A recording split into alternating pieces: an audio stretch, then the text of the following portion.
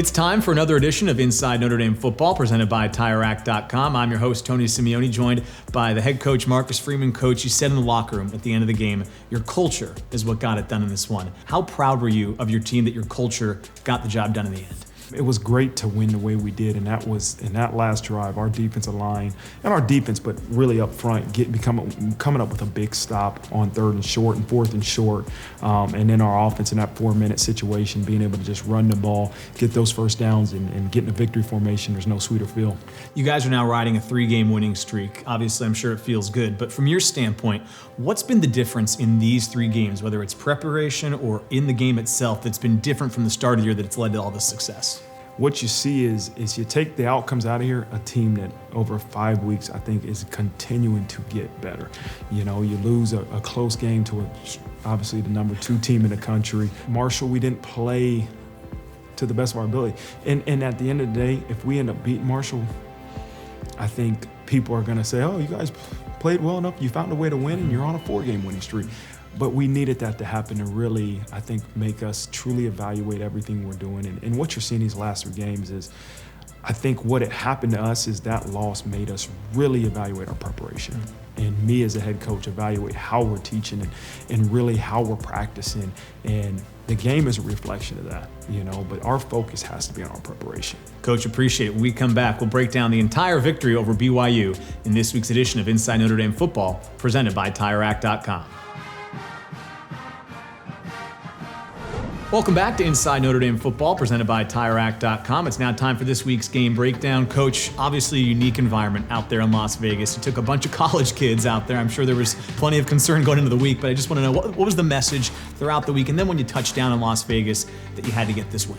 Yeah, we treat it like an away game, you know, and it was truly a away game itinerary until you got to the stadium and you realized, oh man, this is actually a home game at an away site. And so we limited the distractions because of how we traveled. We got there in time to go see Allegiant Stadium, get to the hotel, have dinner, have meetings, and I told the players, it's 11 o'clock on your body, we got bed check and we're going to bed. And so you kind of make sure they're in bed. Once those guys get in bed, they're going to sleep. And so they woke up game day and they were ready to go.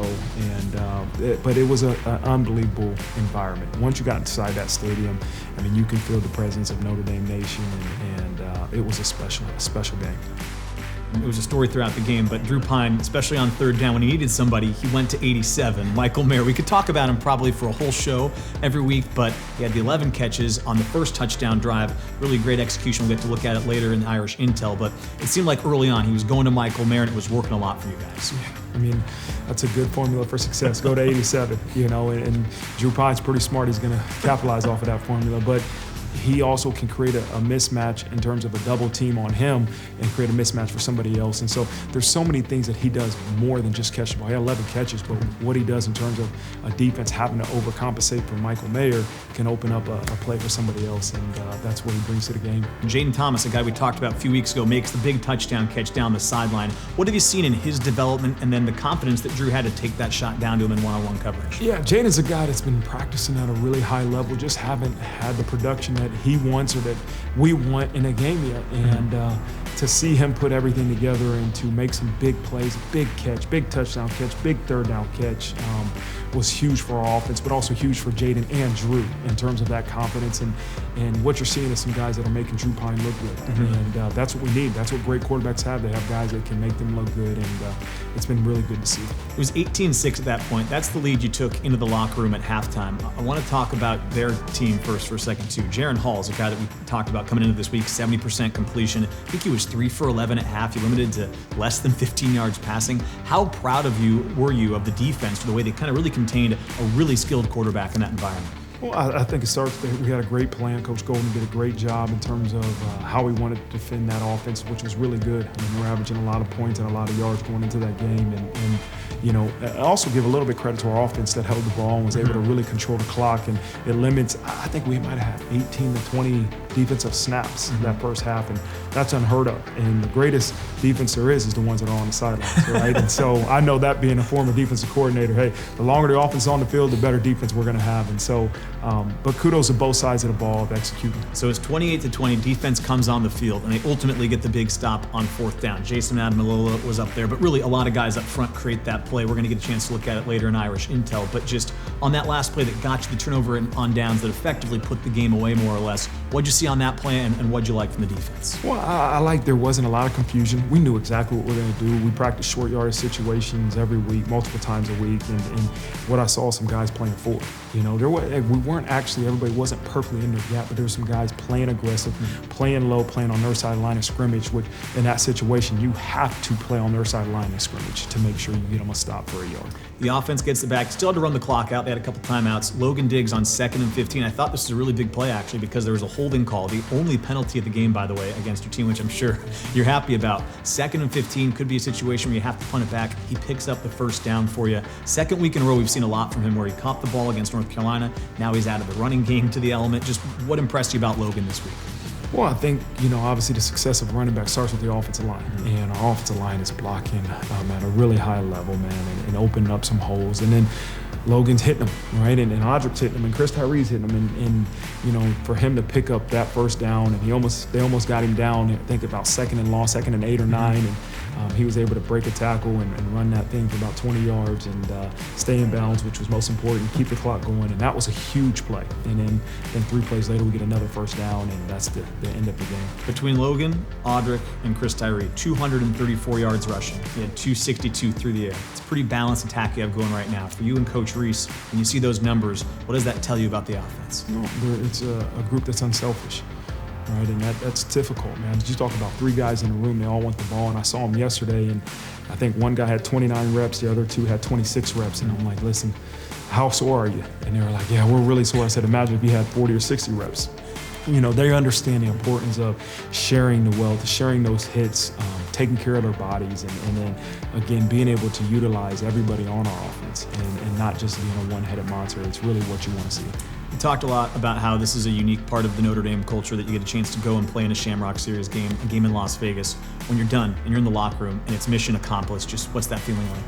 Sigh of relief. And that's I was talking to Coach Reese on the plane about it, and it's tough because you put all this work into preparing to win a football game, and when you win, it's the greatest feeling, but then it's almost like a sigh of relief, and you enjoy it for a little couple hours, and you got to get ready to move on to the next one. And but for our players, that's what I'm so happy for. They work their tails off, and our assistant coaches, man, like this is the reward, right? That feeling of victory, there's nothing like it, and I want them to enjoy it. Coach, appreciate it. We'll step aside and come back with more on this week's edition of Inside Notre Dame Football, presented by TireRack.com.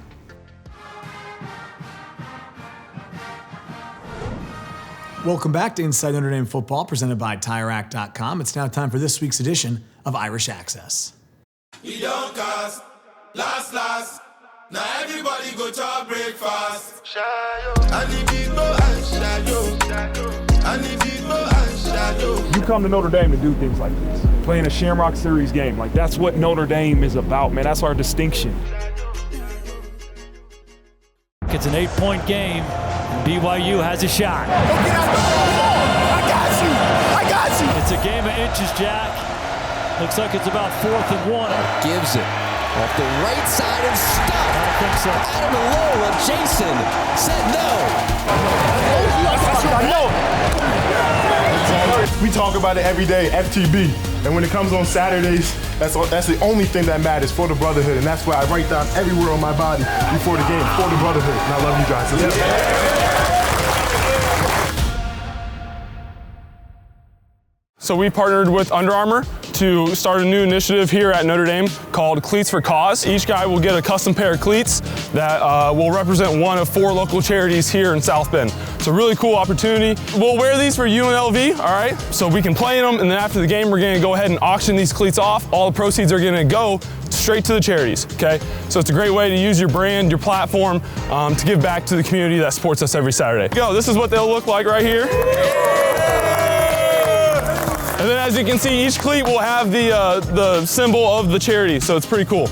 We're excited to partner with these 4 charities for Cleats for a Cause for our UNLV game. And go Irish. Go Irish. So, time to swag out.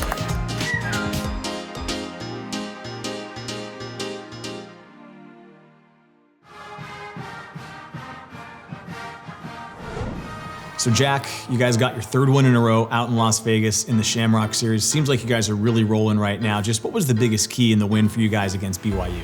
Yeah, I mean, BYU is a very good team. You know, they have a very similar culture to us. They play hard, they play physical, and they're a very smart team. So, you know, we just had to go out there and put our culture on display, show that, you know, the golden standard, and I think we did that. And in the whole thing behind the golden standard is just improve every day. You know, one play, one life, one game, one life, and I think that's going to continue going forward. You know, you had a safety in this game. A big talking point through the first 3 games of the year was the defense didn't have any takeaways. Well, last week you got a big takeaway with a fumble. There was a pick in this game, then you guys score some points. How big was it for you to get the safety, even for the defense really to start generating some points on the other end? Yeah, I mean, to be a great defense, you really have to, you know, create that chaos and you know, be effective and make plays that can change the game. Unfortunately, you know, we had the opportunity with the opening play and the interception with Bracey, and then later on, you know, we got good field position. Fortunately, we didn't get the 4th and 1, you know, the late 4th and 1, but we're able to get the stop and get a safety and put some points up on the board. So that was a big momentum turner right there. I've talked to you already once this year, so we've talked plenty of football. The reason we brought you back this week is because there's a really unique cause you guys are really trying to promote here in the next couple weeks. Cleats for a Cause. You guys are going to be wearing some special cleats 2 weeks from now against UNLV. I just wanted to ask you, tell me a little bit about the initiative and why it's important to the team. Yeah, it's a really cool opportunity. We've been able to partner with Under Armour to get some cleats and use their artists to custom paint them and put 4 local charities on the cleat. So we have YMCA, Boys and Girls Club, Cultivate Food Rescue, and of course Center for Homeless. So it's just a great way for the players to kind of use their platform, use their brand to wear the cleats in the game, show them off, highlight the local charities, and then at the end of the game we're going to auction them off and give all the proceeds to the charities. So super special opportunity. The last thing I have for you is just, and I think we've talked about this in the past, but Notre Dame is so unique. And I think of this opportunity, like you said, the relationship with Under Armour, the way you guys have impacted the community, to see it all kind of come together is something I think very special to this university and this program. So to be a part of it and kind of the first wave of this kind of opportunity, what does that mean to you and the rest of the guys in this program? Notre Dame means so much more than just coming here to play football. It's about the school, it's about the relationships, it's about the community. So have the opportunity to give back and help the youth in this community. This is a player initiative. Like, our players are taking that opportunity and that responsibility to come out and wear these cleats and make them so we can donate those proceeds and help those charities. And it just shows, you know, what kind of locker room we have and what really is important in these guys' lives. One more football question. I had to take it back to the field now. You guys have been on the road or in the bye week and then out in Las Vegas. You haven't played at home in nearly a month when you get back to play Stanford this upcoming week and you get 2 in a row at home. For you, just how excited are you guys to be back in South Bend playing in front of the home crowd? I mean, playing in Notre Dame Stadium under the lights on a Saturday, you know, with the crisp, cool air in October, like, what more could you want? So we're very excited. Jack, thanks for the time. Appreciate it. Thank you. When we come back, we'll go inside the play with Irish Intel, presented by TireRack.com. Welcome back to Inside Notre Dame Football, presented by TireRack.com. It's now time for this week's edition of Irish Intel Coach. Plenty of plays to pick from in this win over BYU, but the first one we're going to look at is the first touchdown of the game to Michael Mayer from 24 yards out. Just talk me through the play. Well, we're in 13 personnel here where you have 3 tight ends on the field and 1 back and 1 wide receiver. And what the play before this, we wanted to see what they would do defensively to it. And I heard Coach Reese saying, run the play. And I knew what he was looking for. And they gave us the look we were looking for. And right here, anytime you got a linebacker or probably a safety, man-to-man coverage on Michael Mayer, we're going to take our chances. And they're playing a 3-under-3 deep defense here, but basically we knew what we were going to get, put the ball in a place for Michael Mayer to make a play, and he does it.